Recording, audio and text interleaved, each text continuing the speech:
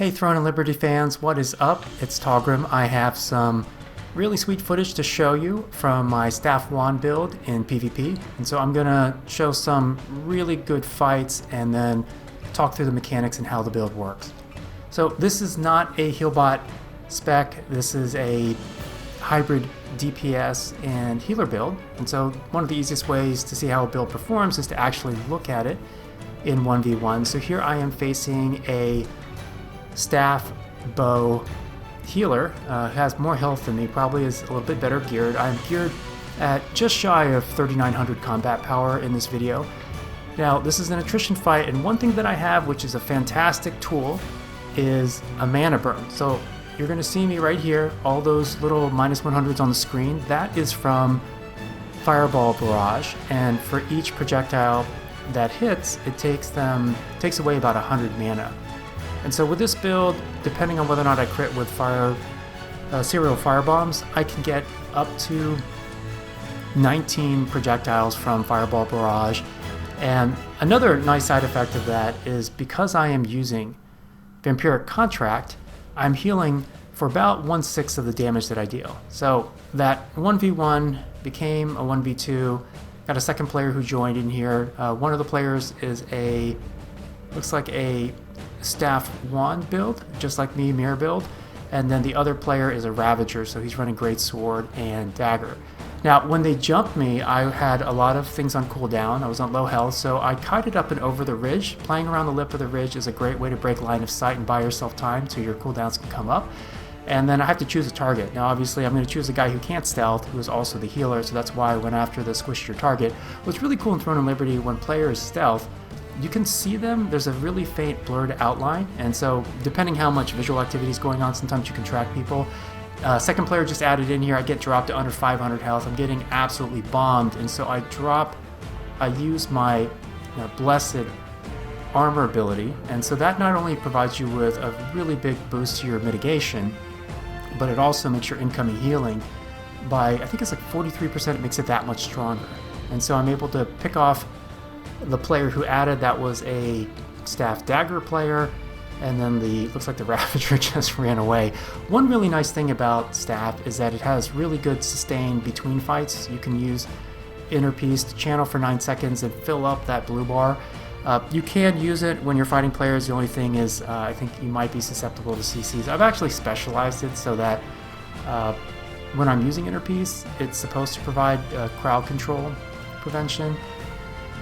So anyway, there's a few things to note. Staff is really known for being a fantastic AoE weapon, and when I originally tried doing PvP, as I was gearing up, around 3k combat power, I was using mostly the AoE abilities with their specializations in PvP. So that's both Chain Lightning and Judgment Lightning with the 2 damage transfer effects to make them hit multiple targets, as well as using serial firebombs with AoE and I guess Infernal Wave.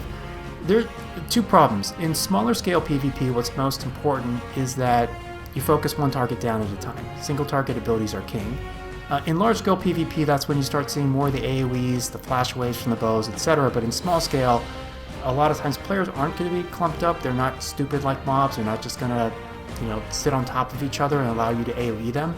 And so for fighting like this, arena 1v1s, using single target abilities, which the staff does have between serial firebombs, Fireball Barrage, which is awesome, Ice Spear, which not only deals a lot of damage and can also snare people, slow them down, and then Judgment Lightning, which is kind of my execute ability. You can use it if you get a heavy attack. You can get back-to-back attacks with one cooldown, which is amazing, or one skill ability cooldown, not global cooldown.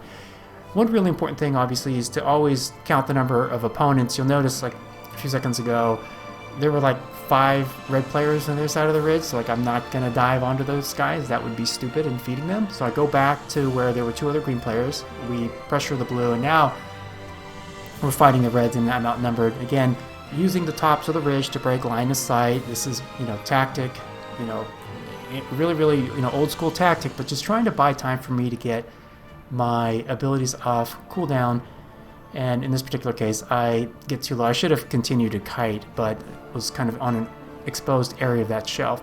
Now, this build is fairly durable from a health perspective, but there are cases like right there where, in the course of 2 seconds, I get blown down from 17k health down to 0. So it is going to happen. That player was a staff Dagger player. A lot of builds, pretty much every weapon pairs gracefully with Dagger because of its passives and abilities, and plus the stealth.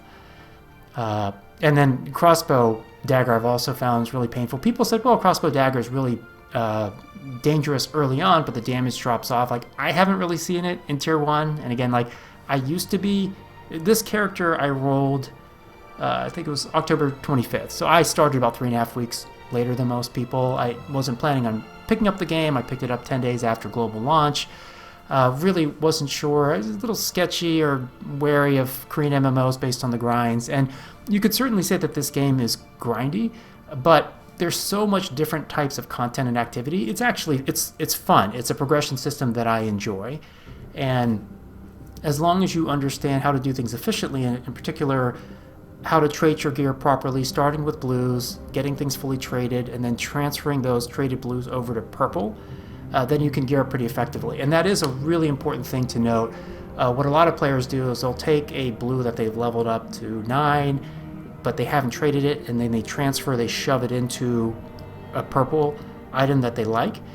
And the problem with that is you only get 1 transfer per item on the receiving end. And if you don't have your blue traded, then you don't get any blessings on your purple gear. And blessings are basically a mechanic where you basically get credit that you can use to upgrade a trait on a higher tiered item. So like a purple item, you can actually use a blue extract, which is often a fraction of the cost, but have a guaranteed successful upgrade. And this will typically save you hundreds of lucent per slot, especially on accessories in your cloak. I'd say across the 13 slots, I have 12 purples. It's probably saved me over 5,000 lucent, so it's really important to trade up properly. There are ways to do it. Even if you screwed up initially, there are ways to still fix it, but it does mean you're going to need to kind of grab a purple that has not been transferred into yet. So let me know. I flashed the build. You can go back and look at the skills, passives, masteries, and especially specializations. Let me know what questions you have. I absolutely love the PvP in this game. It is so much freaking fun, and I hope you guys are enjoying it too. Take care.